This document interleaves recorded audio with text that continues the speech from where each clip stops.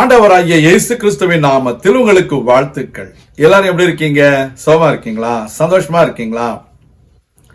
இந்த நாளிலும் ஆண்டவர் கொடுக்கிற ஆசீர்வாதமான வார்த்தை நீதிமொழிகள் 21 அதிகாரம் 31 வசனம். Proverbs chapter 21 verse 31. குதிரை யுத்த நாளுக்கு ஆயத்தமாக்கப்படும், ஜெயமோ கர்த்தரால் வரும். அருமையான தேவனுடைய பிள்ளைகளே, ஒவ்வொரு தேவனுடைய மனுஷனுடைய வாழ்க்கையிலும் ஒரு யுத்த நாள் இருக்கிறது. அந்த யுத்த நாளில நமக்கு ஜெயம் வரப்போகிறது என்று நாம் விசுவாசிக்க வேண்டும். அந்த ஜெயத்தை பெற்றுக்கொள்ள நாம் என்ன செய்ய வேண்டும்? யுத்தம் செய்ய வேண்டுமா? இல்லை, நாம் ஆயத்தமாக வேண்டும். Dear child of God, in every man's life there is a day of battle. Every battle will have a result for God's people. That is the victory that God is going to give you. Every battle that a child of God going to face will have a victory end. உங்க வாழ்க்கையில நீங்கள் தேவனுடைய பிள்ளையா இருந்தா உங்களுடைய யுத்தம் வெற்றியில முடியும். அதுதான் உண்மை. நாம் என்ன செய்ய வேண்டும்? நாம் ஆயத்தப்பட வேண்டும்.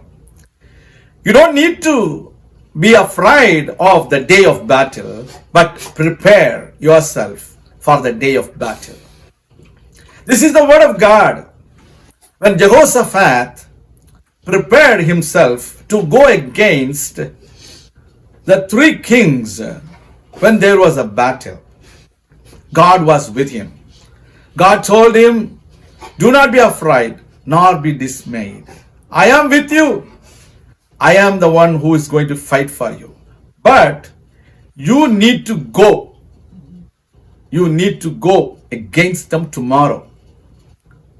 He obeyed.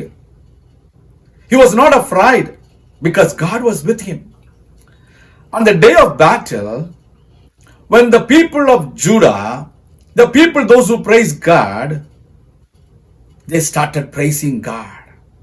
They started worshiping God. Immediately, those enemies, they killed each other and they died on the spot. Even the people of God did not have to battle. They did not have to war against them. They themselves killed themselves and they died. People of God got the victory. Even they did not fight the battle. உங்க வாழ்க்கையில கர்த்தருடைய பிள்ளைகளே, நீங்க ஆயத்தமாகுங்க. ஆண்டவர் சொல்லுகிறபடி செய்யுங்க. பயப்படாதீங்க. கர்த்தர் உங்களோட இருக்கிறாரு.